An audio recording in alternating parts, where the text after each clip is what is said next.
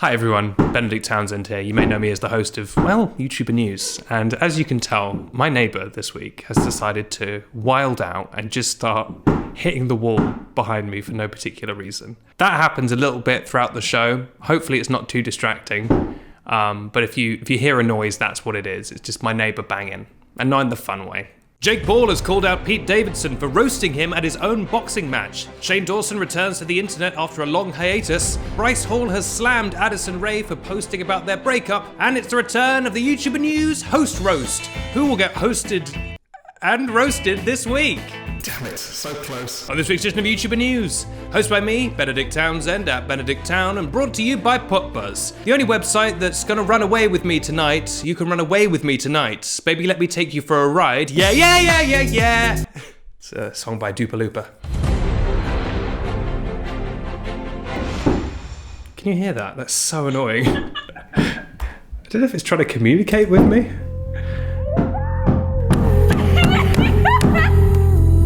So annoying.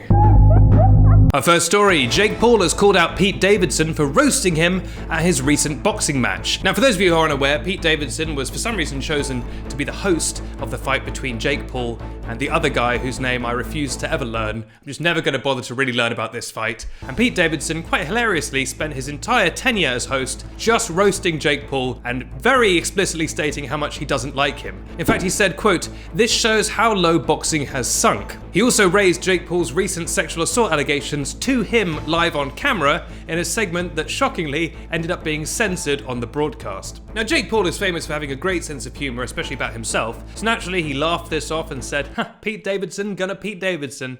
Just kidding. He, of course, went on his brother Logan's podcast, Impulsive, along with his dad for some reason, and they all had a big rant. Jake's dad asked if he could, quote, fight that little piece of shit. And Logan asked, who put him on the set? To which Jake replied, quote, it was my idea to have him as the host of the event. But that guy, he won't ever be a part of one of those ever again. Just that guy. I mean, I don't think he'll want to be part of that ever again. No one has ever explicitly done anything more for the money than Pete Davidson hosting that fight, or me doing any second of this show. However, right at the end, Logan did say that he found some of it funny, so who knows, maybe they'll bring him back just for the drama. That being said, if Pete's out of the picture, that does mean that there is a gap open for a host who can roast, a host with the most, or at least enough. And honestly, I think the Rat's got it in the bag.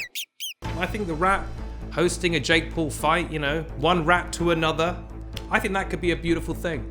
And of course, as his manager, I would take a measly 80% of the cut, so it'd be pretty good. It's next door.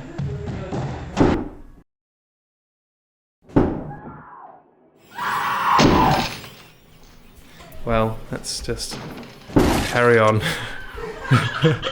Our second story, Shane Dawson has returned to social media with a somewhat cryptic message about self-harm. He said, quote, if you've been asking for a sign, this is it. The world would be a sadder place without you in it. And then he does a whole thing about how life is so great and hooray for being alive, and ends by saying, quote, I know we probably don't know each other, and you might think this is a bunch of bullshit, but if that's the case, then this sign is definitely for you. Because I haven't posted on Instagram for a long time, and something told me to post this.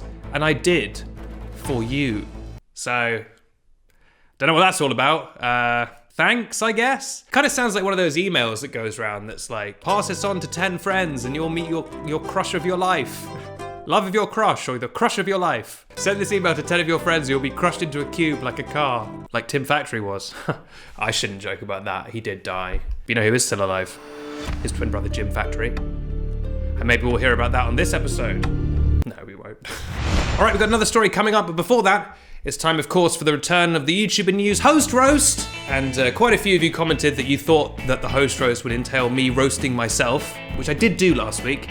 But no, that would be mean to me, so we're not doing that. It's where I roast other YouTubers. And I asked you, the loyal audience, last week to send me some non-problematic YouTubers that I could roast to sort of legally protect ourselves. And you gave me a list, so I'm gonna try and roast some of these, mostly off the dome. But before that, I need to blow my nose, and I'm gonna walk off camera to do that because my editor is a traitor and a snake. Hey, what's up? How's everybody doing? Remember to tip your waitress. Try the steak, it's pretty meaty. Hey, amazing Phil. Imagine he's here and I'm patting him on the back. I'll tell you what my last amazing fill was. Nando's. Took a cup and I did that thing where you put a little bit of every soft drink into the same cup, soda if you will. Filled it right up and that was an amazing fill. Unlike you! Oh, God, it's getting off to a crazy start. I'm just kidding around, Go on, don't cry, it's all right. All right, next up, all right. Markiplier.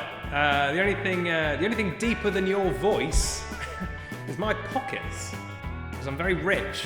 Not in technically real currency, it's Dogecoin, but I have many a Dogecoin in my pockets. Not physically in my pockets, they're in a wallet, which I don't know how to access, but it is there. And I can see I have the Dogecoins, and they were worth quite a lot last week. Now they've dropped. I mean, I can't get them out either way. So take that, Mark! This has been the host roast. So send me more YouTubers you'd like me to roast, and I will do so on next week's episode. My remote control is flashing green. What does that mean? I think it means good job, Ben. Good job, Ben. Good job, Ben. Good job, Ben. Good job, Ben. Good job, Ben. Good job, Ben. Good job, Ben. Good job, Ben. Good job, Ben. Good job, Ben. Good job, Ben. Good job, Ben. Good job, Ben.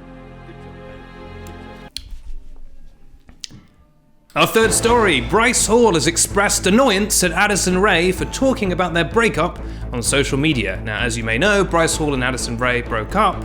I don't actually know a lot of the details. It's not really my job to keep up on this kind of news, but I assume it was probably some kind of mountain lion related incident. Anyway, Bryce Hall spoke out about the whole thing on Instagram and he said, quote, "I don't know why she always brings it to social media. We put a lot out for everyone to see. Some things you like to keep private, and one of them was the breakup." And he went on to talk about Addison unfollowing him recently, saying, quote, "I 100% get it. You go through a breakup, but then you don't want to see them on your page all the time. It was unexpected for me though. I didn't think we were just gonna cut out of each other's lives that fast." And then he went on to partially blame Addison's supposed insecurity for their breakup, saying, quote, "I'm always going to respect Addison." That's nice. He's always gonna respect her. I appreciate that. Pretty good beginning to the sentence. I can't see it really going downhill from here. "Even when I'm calling her insecure and insinuating she's the reason our relationship didn't work, I'm always gonna respect her." So that's wonderful. Bryce Hall said, respect women. Even if you're calling her insecure and insinuating she's the reason your relationship didn't work, always respect her. What is happening next door? Please.